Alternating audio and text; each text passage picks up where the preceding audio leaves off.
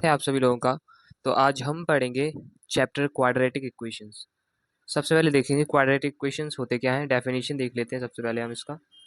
So basically definition में लिखा हुआ है कि a quadratic equation is a form of a x square plus b x plus c. Okay, where x ये unknown variable है, a B C constant है और ए ज़ीरो के इक्वल नहीं हो सकता। ये इंपॉर्टेंट लाइन है हमारे लिए कि ए ज़ीरो के इक्वल नहीं हो सकता, क्योंकि अगर ए ज़ीरो हो जाएगा तो इसका पावर भी ये ख़त्म हो जाएगा, तो ये इक्वेशन ही फिर क्वाड्रेटिक नहीं रहेगी। इसलिए कभी भी ए ज़ीरो नहीं हो सकता। अब अब हमें क्या देखना है, ये a x square plus b x plus c एक स्टैंडर्ड फॉर्म क्वाड्रेटिक इक्वेशन है, जैसा कि लिखा हुआ है स्क्रीन पर। तो हम देखेंगे रूट्स ऑफ क्वाड्रेटिक इक्वेशंस क्या होते हैं। सो ये यहाँ पर डेफिनेशन लिखी हुई है, it is the value of the unknown variable for which the quadratic equation holds true. A quadratic equation has two roots. ये बिल्कुल सही चीज़ है, जैसे कि आप सभी लोगों को पता ही होगा, जितना यहाँ पावर रहता है हमेशा उस इक्वेशन की या फिर उस पॉलिनोमियल के उतने ही रूट्स होते हैं। जैसे कि यहाँ पर पावर 2 है तो इसके रूट्स 2 ही होंगे। अगर यहाँ पर पावर 3 होता तो मतलब 3 रूट्स होते, पावर 4 होता 4 रूट्स होते, पावर 1 होता 1 रूट होता ओनली। तो ये जितना पावर रहेगा हमेशा उतने ही रूट्स रहेंगे। ये चीज़ आपको रिमेंबर रहेगी। ओके, चलिए आगे बढ़ते हैं। सो अब रूट्स रूट्स कैसे फाइंड किए जाते हैं हम उनको भी देखते हैं। अब रूट्स फाइंड करने के तरीके को देखते हैं हम। हमने देख लिया क्वाड्रेटिक इक्वेशन क्या है। जनरल क्वाड्रेटिक इक्वेशंस कैसा होता है, x square plus b x plus c, जिसमें ए ज़ीरो के इक्वल नहीं होना चाहिए और ए बी सी ये सभी रियल नंबर, ये बिलोंग करते हैं रियल नंबर को, क्योंकि अभी 11th क्लास में हम रियल नंबर की ही बात करेंगे। सो बेसिकली अभी हम रियल नंबर को देखते हैं, फिर आगे जाकर हम कॉम्प्लेक्स में भी देखेंगे, इमेजनरी में भी देखेंगे, वो आगे देखेंगे, बट अभी हम रियल की बात कर रहे हैं। सो अब हम इसको रूट्स निकालने के लिए एक तो मेथड है कि जो है स्प्लिट कर दें हम मिडिल टर्म को। मान लीजिए यहाँ पर लिखा हुआ है ये a x square plus b x plus c, ये फॉर्म लिखी हुई है। तो इसमें मिडिल टर्म जो बी रहेगा उसको स्प्लिट कर दें ऐसे नंबर्स में जिसका जो है मल्टीप्लिकेशन पहले इसका और इसका हम मल्टीप्लिकेशन करेंगे, ए और सी का। ए और सी का जो मल्टीप्लिकेशन आएगा तो बी को ऐसा जो है स्प्लिट करना है कि ए और सी के मल्टीप्लिकेशन के मतलब मल्टीप्लाई करने पर ए और जो है इनका जो इसका प्रोडक्ट आया है, बी आया है मान लीजिए प्रोडक्ट, तो बी के इक्वल होना चाहिए। और प्लस करने पर यहाँ पर उन दोनों नंबर को बी के इक्वल आना चाहिए, इसको हम सी मान लेते हैं। मल्टीप्लाई करने पर सी के इक्वल आना चाहिए और प्लस करने पर बी के इक्वल आना चाहिए। ऐसे दो नंबर हमें ढूंढने पड़ते हैं। तो ये स्प्लिटिंग ऑफ मिडिल टर्म हो गया। इसके बाद हम इसमें देखते हैं कि एक तो जनरली ये ज़्यादातर जो छोटी क्लासेस में यूज़ होता है, ये splitting the middle term use होता है। अब सेकंड इसका एक और प्रोसेस हो सकता है जो है completing the square. Completing the square process इसका होता है, कंप्लीटिंग स्क्वायर। इसमें क्या होता है, इसमें हमने लिखा जैसे x square plus b x plus c. तो हम क्या करेंगे, पहले जो है इसका कॉफिशिएंट, लीडिंग कॉफिशिएंट जो रहेगा ए रहेगा इसका लीडिंग कॉफिशिएंट, उससे सबको डिवाइड कर देंगे। कब करेंगे, जब इक्वलिटी होल्ड करे, ये इक्वल जीरो, तभी तभी करेंगे ये काम, हम उसमें नहीं कर सकते हैं। अगर यहाँ पे इक्वल जीरो नहीं है, पॉलिनोमियल दिया गया है, ये इक्वेशन है, अगर पॉलिनोमियल दिया गया है तो नहीं कर सकते हैं। तो इसमें क्या करेंगे, एक्स स्क्वायर को ले लेंगे, x square plus b upon a plus c upon a, क्योंकि यहाँ से ए और ए होगा तो ये तो कट जाएगा। तो ये बन जाएगी हमारी x square plus b of a और b upon a c upon a equals to zero. अब अब हमें क्या करना है, अब हमें ऐसा नंबर सपोज करना है। अब हमें इसको स्क्वायर के टर्म में तोड़ना, इसको बनाना है। तो सबसे पहले क्या आएगा, एक्स स्क्वायर आएगा। यहाँ पर ध्यान से देखिएगा, सबसे पहले एक्स स्क्वायर आएगा, then two two a b, ऐसे लिखते हैं ना, एक a square plus two a b, हम इसके फॉर्म में बना रहे हैं इसको, a square plus two a b plus b square. अब ये कैसे बनाएंगे, तो ए स्क्वायर लिख लिया, x square plus two a b, a x हो जाएगा और बी क्या होगा, बी अपॉन ए बी होगा।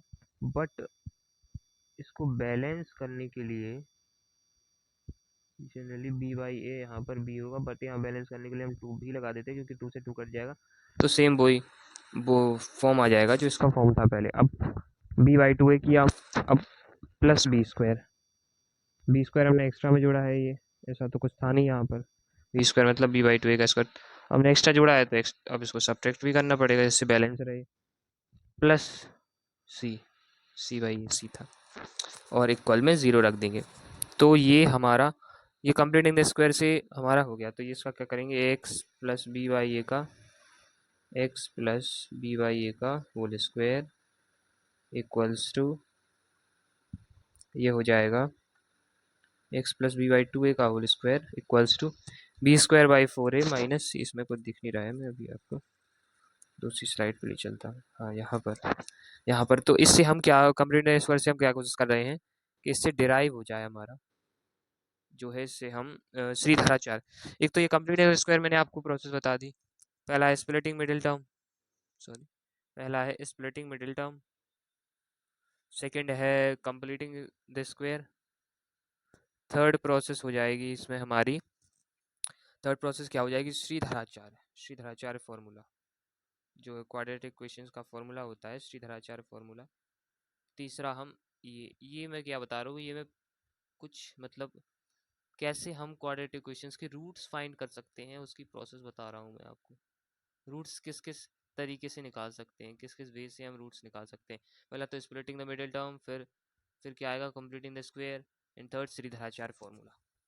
तो ये तीन बेसिक से वो फॉर्मूलाज हो गए जिससे हम, या फिर प्रोसेस हो गया जिससे हम रूट्स निकाल सकते हैं किसी भी क्वाड्रेटिक इक्वेशन के।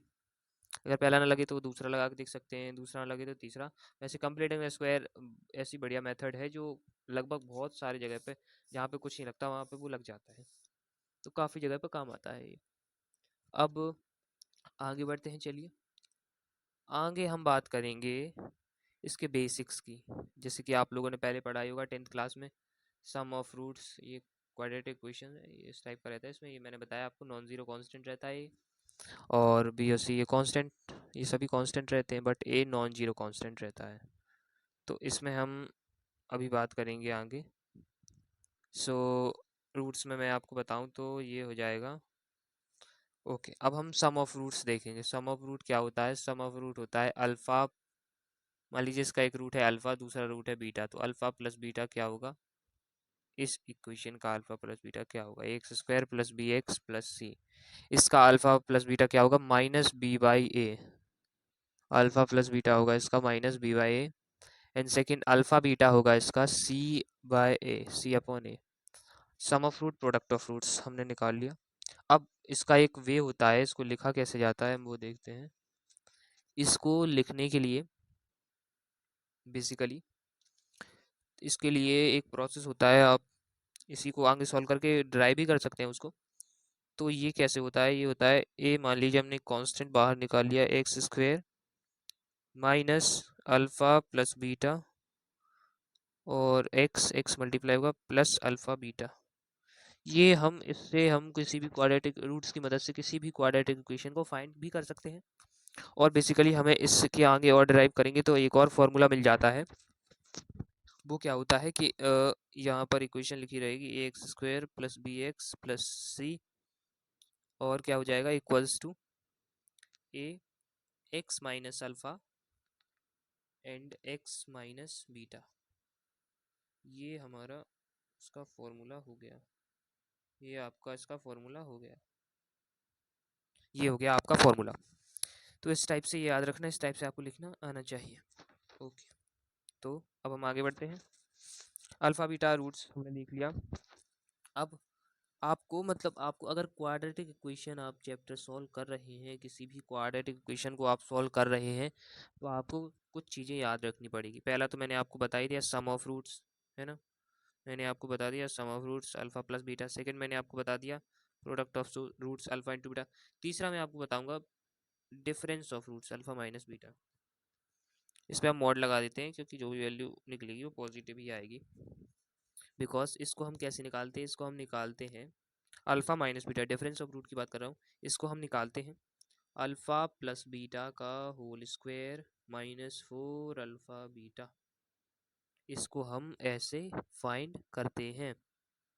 इसको फाइंड करने का तरीका ये है, इसको कैसे find, under root alpha plus beta का whole square minus 4 alpha beta. Okay, अब हम इसको ऐसा कैसे लिख सकते हैं, तो इसके पीछे हम वे जानते हैं क्यों लिख सकते हैं ऐसा, इसको हम डिराइव करने की कोशिश करते हैं। सो बेसिकली क्या है यहाँ पर, अल्फ़ा माइनस बीटा है, सॉरी ये यहाँ पर अल्फ़ा माइनस बीटा है, अल्फ़ा माइनस बीटा है यहाँ पर। तो ओके, तो यहाँ पर हम लिखेंगे अल्फ़ा माइनस बीटा। अब इसको हम डिराइव कैसे, ये आया कैसे, ये फॉर्मूला जो मैंने आपको बताया वो मैं बता रहा हूँ।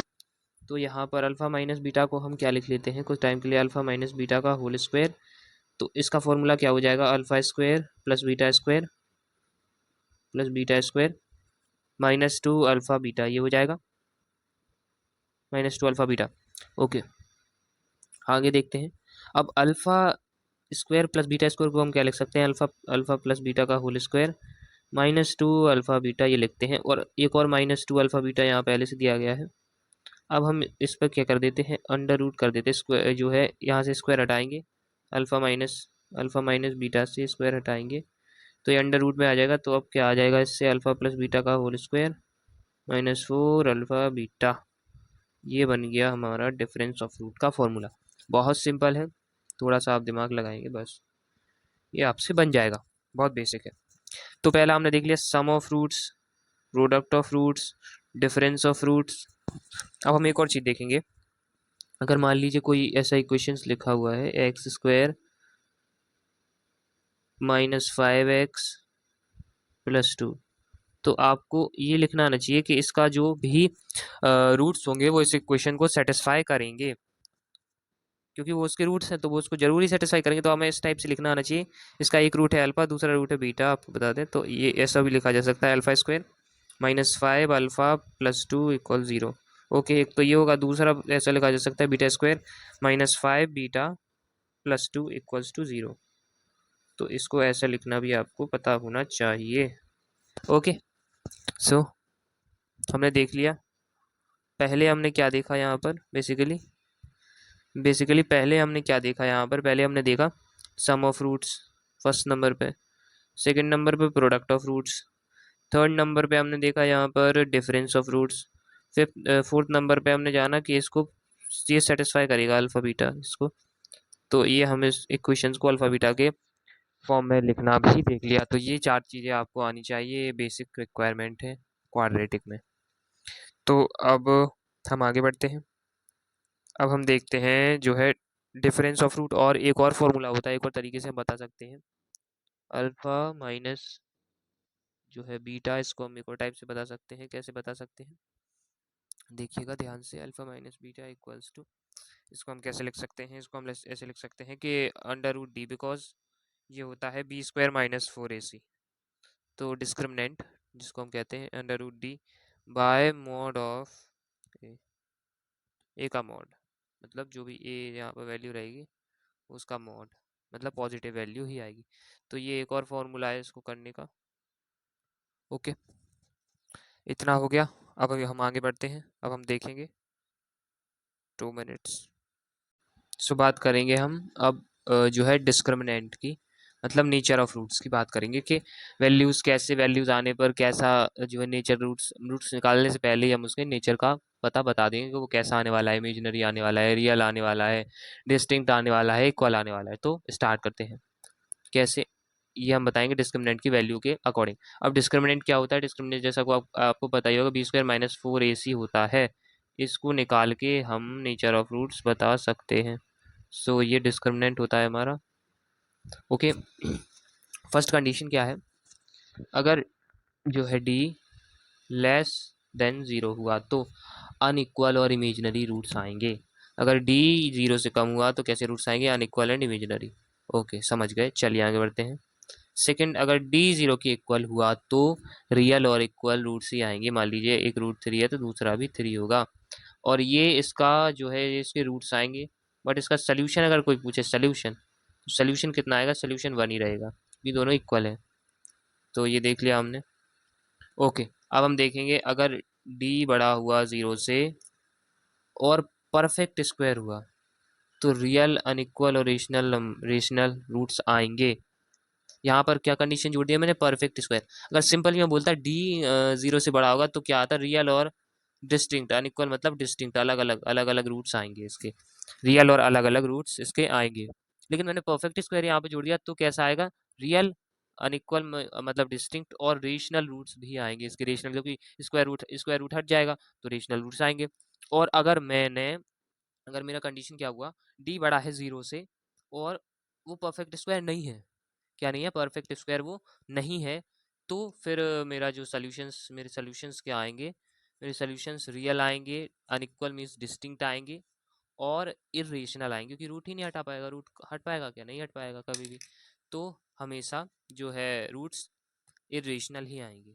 तो ये कुछ हमने 4 कंडीशंस, जरूरी कंडीशंस थी, वो देख ली, है ना। और मैंने आप सभी लोगों को बताया था कि हम कैसे जो है सॉल्व कर सकते हैं क्वाड्रेटिक इक्वेशंस को, वह यहाँ बताया गया है। तो वही चीज़ डिस्कस की गई है यहाँ पर कि मान लीजिए ये एक क्वाड्रेटिक इक्वेशन है, तो इसको फैक्टराइजेशन से, और इसमें सीधा सीधा बताया नॉट कन्वीनियंटली जो है applicable for all quadratic equations, but ये सिंपलेस्ट मेथड है, सबसे सिंपलेस्ट मेथड है, और ये कम्प्लीटली एप्लीकेबल नहीं होता है सब पे। अब कंप्लीटिंग द स्क्वायर सेकंड, इसमें क्या होता है, स्टैंडर्ड फॉर्म ये होता है, और सब्ट्रैक्ट कर देते हैं हम स्क्वायर को और हाफ कोफिशिएंट को एक्स को, तो ये सब होता है इसमें। सेकंड इसमें क्या होता है, इसमें क्वाड्रेटिक फार्मूला होता है, श्रीधराचार्य फार्मूला जिसको हम बोलते हैं श्रीधराचार्य फार्मूला, वो होता है। तो वो क्या होता है, x equals to minus b plus minus under root b square minus 4ac whole upon 2a। तो ये क्वाड्रेटिक फार्मूला होता है। तो इन 3 चीज़ों से हम जो है किसी भी क्वाड्रेटिक इक्वेशन को सॉल्व कर सकते हैं। सो इतना हमने आज पढ़ा। हमने ये पढ़ा कि क्वाड्रेटिक इक्वेशंस होते क्या हैं, जो है उनके रूट्स हम कैसे फाइंड करते हैं, sum of roots, product of roots, difference of roots, और अल्फ़ा बीटा के फॉर्म में हम उस इक्वेशन को कैसे लिख सकते हैं। नेचर ऑफ रूट्स, जैसे कब कैसा नेचर है तो उसके आधार पे हम बता सकते हैं कि रूट्स इक्वल होंगे, इमेजिनरी होंगे, अनइक्वल होंगे, रेशनल होंगे, इरेशनल होंगे, कैसे होंगे। तो हमने आज इतनी चीज़ें पढ़ी। ओके, आई होप आप सभी को समझ में आया होगा। आगे का हम अगली वाली वीडियो में देखेंगे। So thanks for watching this video. Thank you.